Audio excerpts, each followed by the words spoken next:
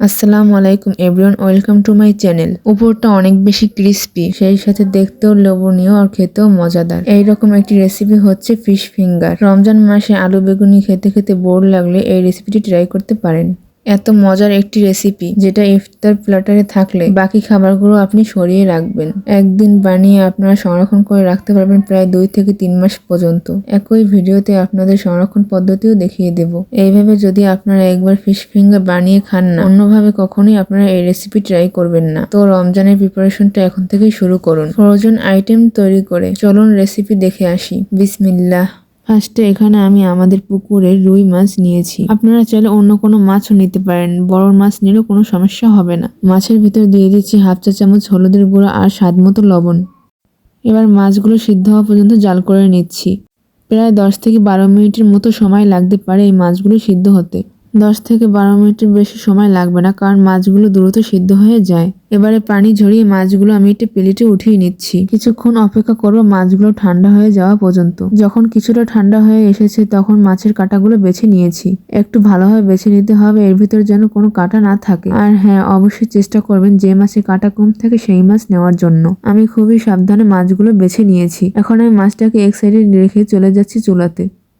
একটি প্যানে সামান্য পরিমাণে তৈল দিয়ে 1/2 কাপ পেঁয়াজ কুচি দিয়ে দেব।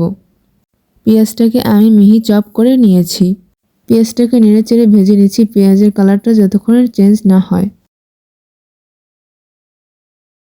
পেঁয়াজের কালারটা চেঞ্জ হয়ে আসলে এবার দিয়ে দিচ্ছি 3 চামচ কাঁচা মরিচ কুচি।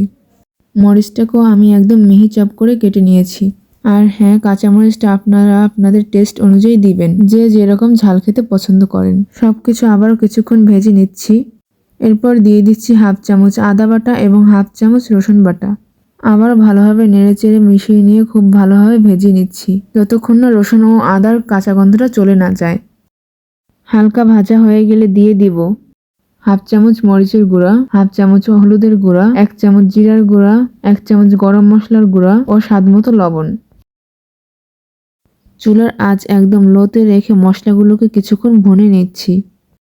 এবারে দিয়ে দিচ্ছি আগে থেকে বেছে এবং ঝোড়া করে রাখা মাছগুলো। এবার এই মশলার সাথে মাছগুলোকে কিছুক্ষণ ভেজে নিচ্ছি। চুলার হিট কিন্তু এই পর্যায়ে বাড়ানো যাবে না, তাহলে সবকিছু খুব দ্রুত পুড়ে যাবে। চুলার হিট মিডিয়াম টু লোতে রেখে এই রান্নাটা করে নিতে হবে। এইবারে দিয়ে দিচ্ছি প্রায় 1.5 কাপ পরিমাণে আগে থেকে সিদ্ধ করে ও গ্রেট করে রাখা আলু। আলুটা অবশ্যই পরিমাণ বুঝে দেবেন। অতিরিক্ত আলু এখানে ব্যবহার করা যাবে না, তাহলে মাছের টেস্টটা কিন্তু কমে যাবে। নেড়েচেড়ে সবকিছু খুব ভালোভাবে মিশিয়ে নিয়ে আবারও কিছুক্ষণ জাল করে নিচ্ছি। মিশ্রণটাকে চুলা থেকে নামানোর আগে দিয়ে দিচ্ছি 1/2 কাপ ধনিয়া পাতা কুচি এবং 1/2 চামচ গোলমরিচের গুঁড়া। এখন সবকিছু খুব ভালোভাবে মিশিয়ে নিতে হবে। সবকিছু খুব ভালোভাবে মিশিয়ে নেওয়া হয়ে গেলে ফিশ ফিঙ্গারের পুরটা তৈরি হয়ে যাবে। এখন এই পুরটা চুলা থেকে নামিয়ে ঠান্ডা হওয়ার জন্য এক সাইডে রেখে দিব। এখানে একটি বাটিতে নিয়ে নিচ্ছি 2টি ডিম। একটি কাঁটা চামচের সাহায্যে ডিম দুটোকে খুব ভালোভাবে ফেটিয়ে নিচ্ছি। ফেটিয়ে নেওয়া হয়ে গেলে ডিম দুটোকে এক সাইডে রেখে দিচ্ছি। এদিকে আমার পুরটা অলরেডি ঠান্ডা হয়ে গেছে। এখন 2 হাত খুব ভালোভাবে পরিষ্কার করে নিয়ে পরিমাণ মতো পুর নিয়ে হাতের ভিতর এরকম গড়িয়ে ফিঙ্গারের আকার তৈরি করে নিচ্ছি। শেপটা একটু ভালোভাবে দেওয়ার চেষ্টা করবেন যাতে ভেঙে না যায়। এখানে আমি সবগুলো কাটলেট তৈরি করে নিয়েছি। মাশাআল্লাহ, সবগুলো একই সাইজে তৈরি করে নিয়েছি। এবার এখানে আরেকটা বাটিতে আমি ব্রেড ক্রাম্বস নিয়ে নিয়েছি। এবার এখান থেকে একটি করে কাটলেট নিয়ে ফ্যাটানো ডিমের ভিতর দিয়ে উল্টে পাল্টে ভালোভাবে কোট করে নিচ্ছি। এবারে ডিমের এক্সট্রা ব্যাটারটা ঝেড়ে সরাসরি ব্রেড ক্রাম্বসে কোট করে নিচ্ছি। আপনারা চাইলে এভাবে কাটলেটগুলোকে ডাবল কোটিংও করে নিতে পারেন, তাহলে উপরটা অনেক বেশি ক্রিস্পি হবে। তবে আমি অতটা কোটিং দিচ্ছি না, আমি একটা কোটিংই দিয়েছি। সবগুলো একইভাবে তৈরি করে নিয়েছি।